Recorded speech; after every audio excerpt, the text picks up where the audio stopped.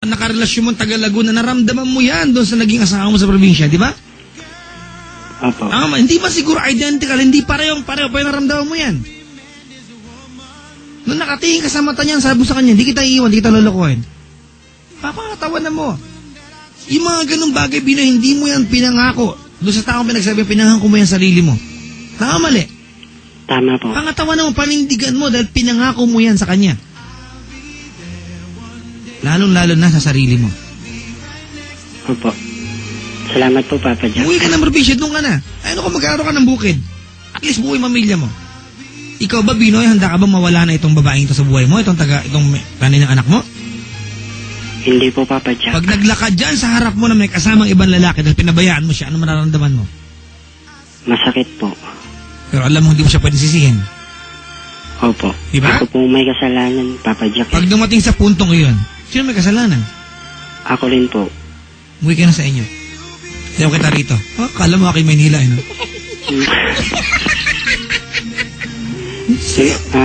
Siguro...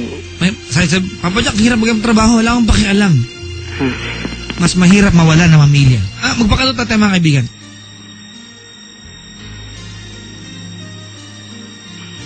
Mali. Tama po.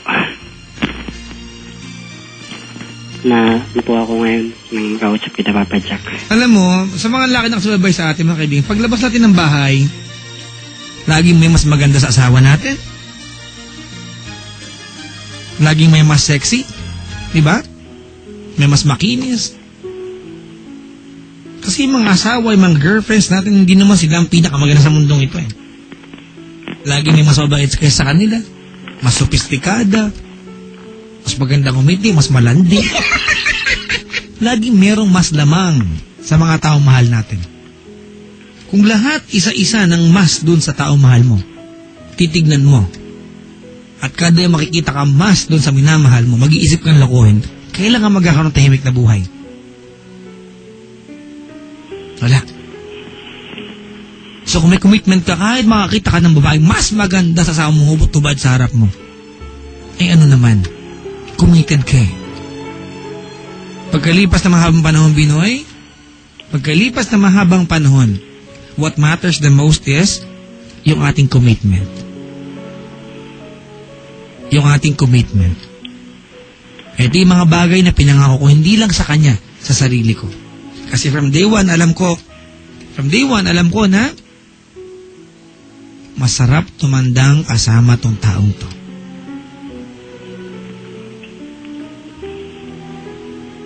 Pag mo nga mawala siya ang tao importante sa'yo. Naintindihan mo? Naintindihan ko po, Papa Jack. Kung nakaantabay ang asawa mo, tonight, sa programa natin, pangako mo uwi ka na doon, ha? May nag-text dito, paubos na raw ang mga tunay na lalaki niya, mga tikino. Paubos na raw, ha? Ako. Sa Merkulis po, uwi ako eh. Doon ka na. Isa ko yung kasama yung mag-inang burit. Hindi ko alam, pero huwag ka lumayo sa pamilya mo. Hindi magandang, dun, Papa Jack. Hindi magandang malayo ka sa pamilya mo kasi gumagawa ka ng kalokohan. Sa Papa Jack, sa gabing ito nang nakausap kita, siguro sapat na yun na... Ako na yung mahal mo. Hindi. Sapat na yung... Ano? Malaman ko yung katotohanan na yung mali ang nagawa ko dito. Alam mo, Binoy, hindi mo kailangan makausap para malamang mali yung ginawa mo. Paano pag di ka nakatawag sa akin? Dahil puno yung linya ko. Tuloy-tuloy mong gagawin yan. Minsan kasi nakakapikon tayo, no?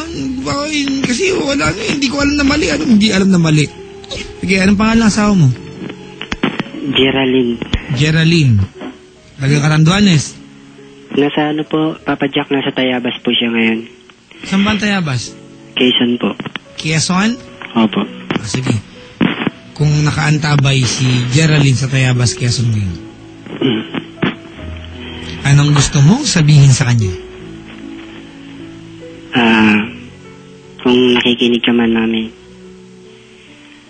sana mapatawad mo ako. Pinapangako ko sa'yo, hindi ko na ulitin yung nagawa kong pagkakamali sa'yo. Nadala lang siguro ako ng emosyon. Dala siguro ako ng na-miss kita, siguro, kaya ako nagkagusto din sa babae ngayon. Pero, nung may nag-advise sa akin na mali pa lang lahat ng ginawa ko, natutuwa ako sa sarili ko. Ayoko mawala kayo ng anak ko sa buhay ko. Sana pag-uwi ko dyan, sana maayos natin. Napatawad mo ako. I love you. Ilan po, Papa Jack? Just from drifting apart, our faith in each other. Ay, nako. Was all that we needed to survive.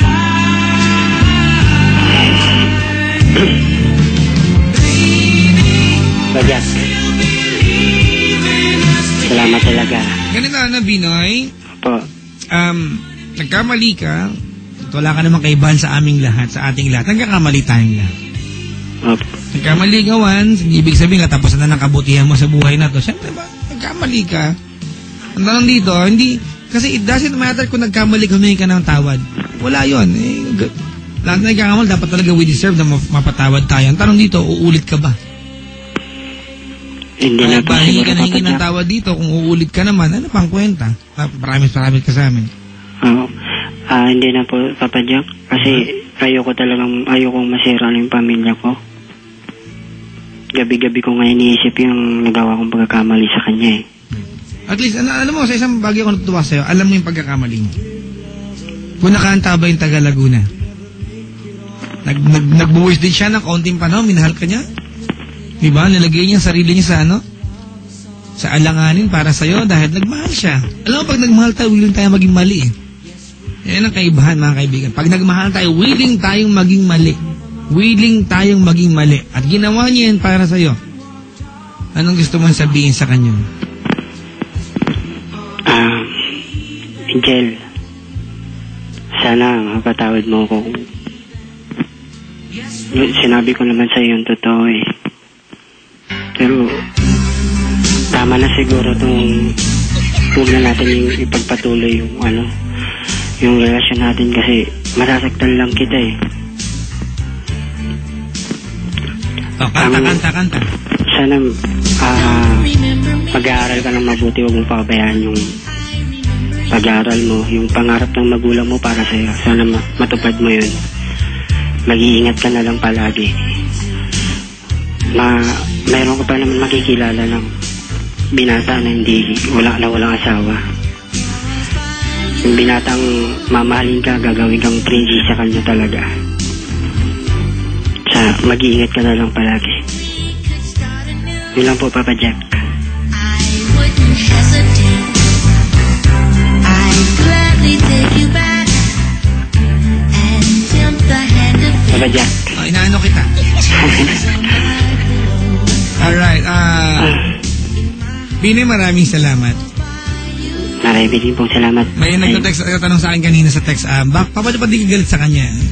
Ito yung mga taong mga kaibigan, alam na yung pagkakamali. Di ba kailangan pagalitan? Alam na yung pagkakamali. Ang mga sinisigawan yung mga taong nagdidinay na mali sila. Di ba? Opo. Anyway, Binoy, sana mapatawad ka ng asawa mo. Maging willing siya na bigyan ka ng panibagong pagkakataon. Alam mo, natutunan ko sa isang kaibigan ko si Majel. Sila ni Ernest Jones Abarientos. Sa kanya ko narinig ko, sabi ni Majel, binigyan ko ng maraming tiwala yung kaibigan ko. Nasa sa kanya na kung paano niya uubusin yung tiwalang yun. So far, they're happy together. Diba? Kasi nasa yan eh. Congratulations nga pala kay Major at kay EJ na ayan, happy together. Dapat ganun ka din. Binigyan ka ng maraming tiwala ng iyong nagmamahal sa'yo. Nasa sa'yo na kung paano mo ubusin yung binigyan ng tiwala sa'yo. Pag naubos, ikaw umubos nun, hindi naman siya. Diba? Opo. Maraming salamat sa pagtawag. Opo, Papa Jack. Maraming salamat din po, Papa Jack. Salamat. Okay. Mga kaibigan, yan po yung ating caller na si Binoy na taga Laguna na galing po sa Catanduanes. Oo nga, Catanduanes nga. Uy nga pala, mga kaibigan. Alam niyo ba?